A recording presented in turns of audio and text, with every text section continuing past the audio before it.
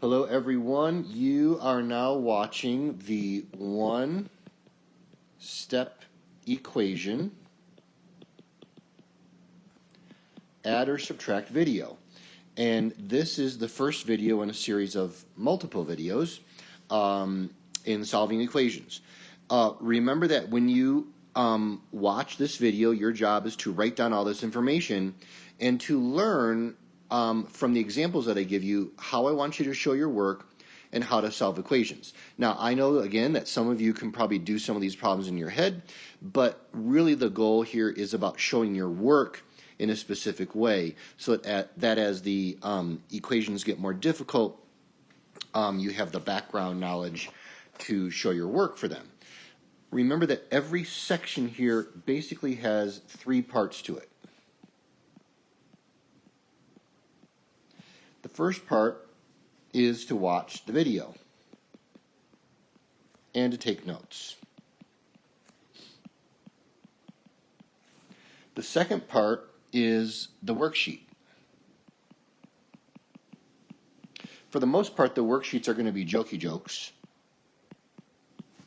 to give you some practice on, for example, for this one of one-step equations. And then the third part is to take the tests. The tests come in two parts. There's online tests and there's written tests. And you have to score 70% or higher in order to move on. Now, the test grades are all going to go into Infinite Campus. So if you score 70% or 75%, but you really want to make have a better grade, then you need to retake the test to improve your overall grade. If you score, for example, a 65% or lower, then you have to retake it. Remember also that the final test over all equations and all of the videos and all the worksheets and everything is going to be a summative grade. And so that one will not be retakeable. So all of these tests here in part 3, these are all formative grades, which means you get a chance to retake them. And you actually get a chance to retake them even more than once, because I want you to get a 70% or higher. And if it takes you 3 or 4 times, then that's okay. So again, right now we're talking about one-step equations. We did some of this work in class the other day, but let's start doing some. So, let's do some erasing. So remember that when you're doing one-step equations, or any of the equations that we're doing in this unit, showing your work is of paramount importance.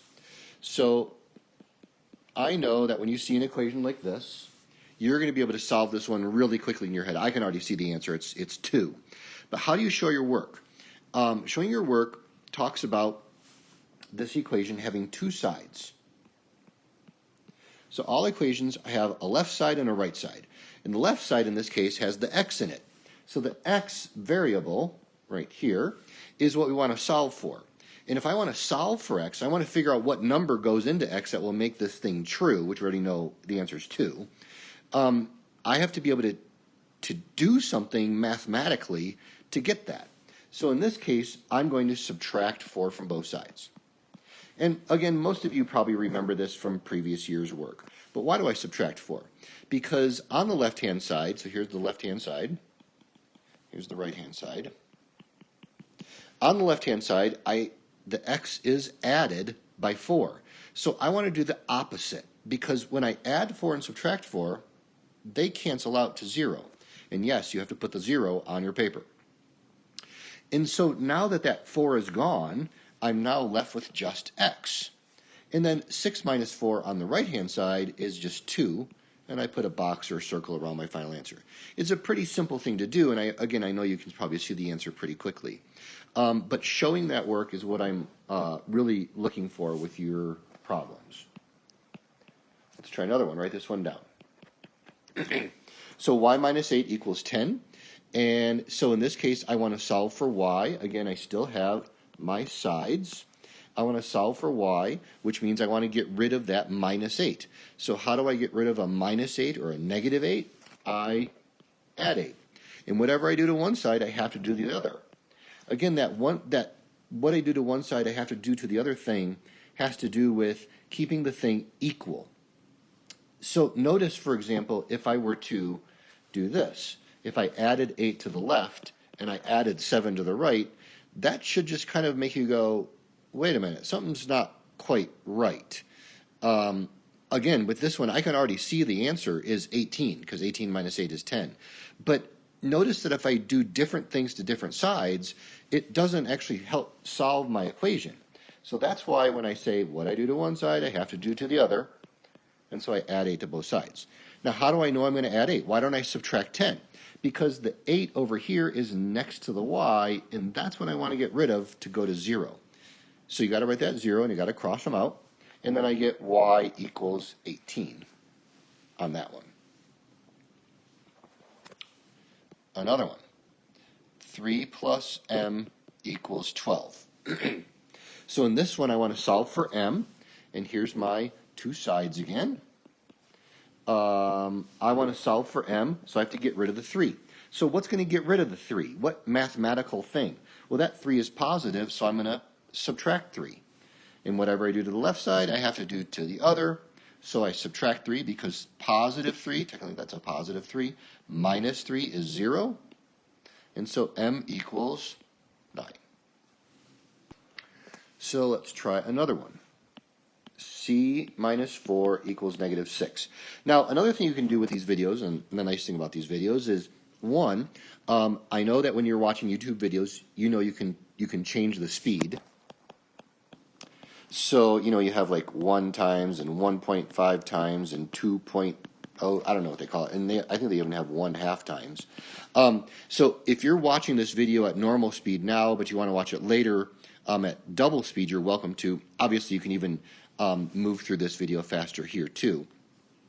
But another thing about these videos is that when I give you an equation, you can always press pause. And you can solve this equation on your own, and then you can press play again, and you can watch what I do and confirm that you have the right answer. So, for example, on this one, I want you to press pause. I want you to solve it on your own, and then come back when you're ready to see if you have solved it right.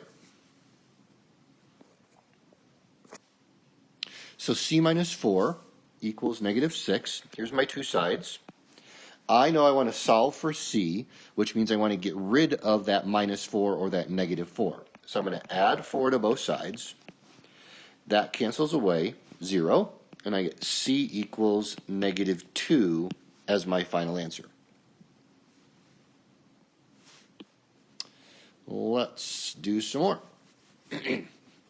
Now, normally, if you haven't noticed so far, all of my equations had the variable on the left-hand side. So what if you have an equation with the variable on the right-hand side? 15 equals 10 plus p. It doesn't matter, it doesn't make a difference, because we're still solving for that variable. I still have my two sides. In this case, I want to solve for p, so what do I want to get rid of? This does confuse some people sometimes because they always think, oh, I want to get rid of the 15. No, you want to get rid of the number that is next to the variable or near the variable. And when I say near the variable, I'm talking about those sides again. So the variable in this case is on the right-hand side. So I want to get rid of the 10 that's next to the p, not the 15. So how do I get rid of the 10? Well, the 10 is positive, so I'm going to subtract 10. Whatever I do to one side, I have to do to the other. That cancels out. I've got my 0, and then I've got 15 minus 10, which is 5. And again, you probably could see that answer pretty quickly without even showing this work.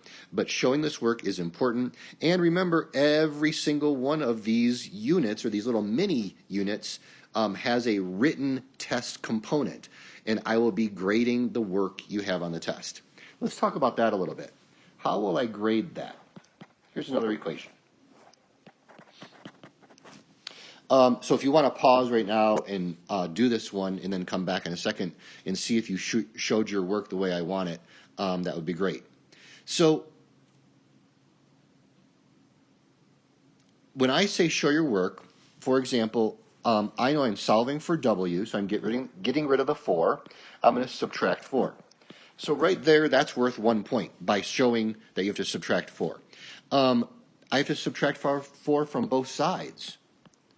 Now, you don't actually have to write that dotted line in or that dashed line over the equal sign.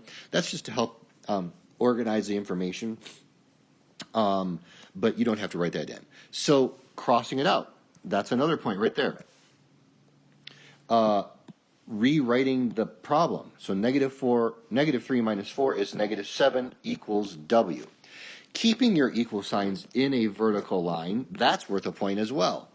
That little 0 is worth a point. Circling your final answer is worth a point.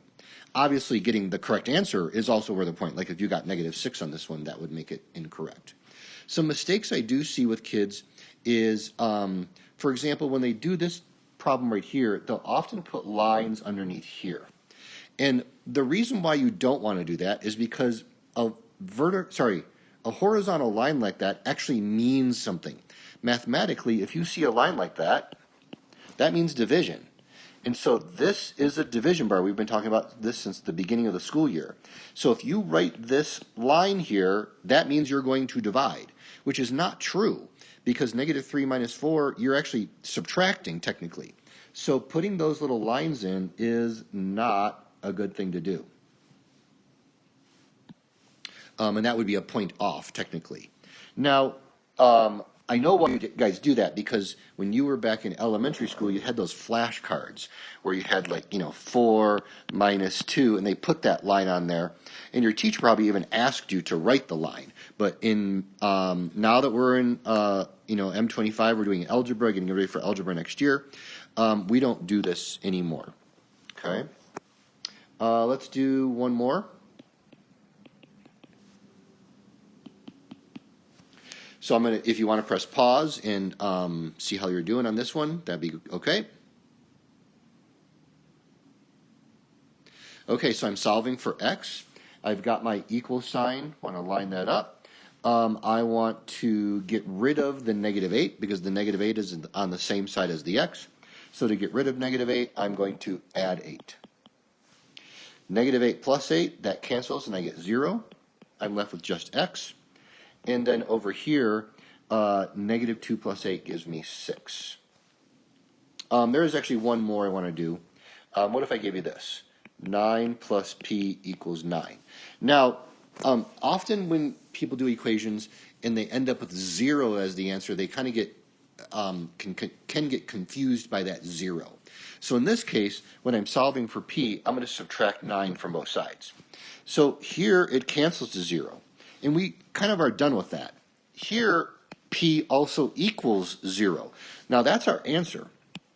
And over here, the 9 minus the negative 9, excuse me, is 0. So that answer of 0 is okay. I mean, obviously it's the answer, and it is the solution for p. So I still want to make sure that we write down that 0, even though this 0 over here kind of is, this canceled out. Technically, these really do cancel out, and I write 0, but we just write p equals 0 as our final answer. Okay, that's the end of video number 1. So your job now is to go do some more practice on the worksheet. Then you have your 2 tests. You have your online test, and you have your written test. Now, the worksheet part is, I hesitate to say this, but it is optional. For example, if you're really good at this and you've been doing this for a year or two and you're kind of, oh yeah, I don't need to worry about this, you don't have to do the worksheet. You will be turning all of your work in. So if you don't want to do the worksheet and you want to sacrifice a point or two on all the work you turn in, that's fine with me. That's, you're only going to lose a couple of points out of, I think it's 35 total. So if you don't want to do the worksheet, that is okay. But if you start doing the online test and you start getting a bad grade, and you do the written test and you start doing a bad grade, the first thing I'm going to say is, where's your work for the worksheet? So don't sacrifice the worksheet unless you are 100% positive that you can move on, show your work, get full credit for everything, because that's what I'm going to reference is that worksheet, if I don't see it or see you get a low score on the online test and the written test. Okay, have a good one.